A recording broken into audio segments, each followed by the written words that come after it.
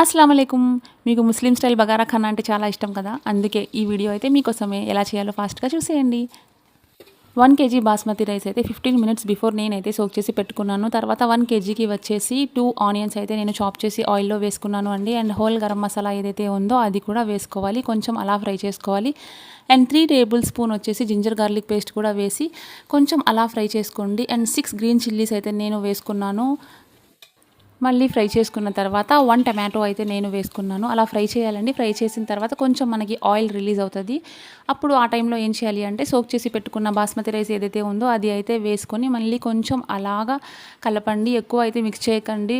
విరిగిపోతాయన్నమాట. తర్వాత coriander leaves and పుదీనా leaves వేసుకోవాలి. తర్వాత 1 గ్లాస్ ఆఫ్ బాస్మతి రైస్‌కి 2 గ్లాస్ ఆఫ్ వాటర్ అయితే వేసుకోవాలి. తర్వాత సాల్ట్ అయితే టేస్ట్ చూసుకోండి. తర్వాత ఏం చేయాలంటే హై ఫ్లేమ్ మీద పెట్టండి. అది ఇంకా వాటర్ అయిపోతుంది అనే టైంలో మీరు అయితే మీడియం ఆర్ లో ఫ్లేమ్‌లో అయితే పెట్టేసుకోండి. అంతేనండి.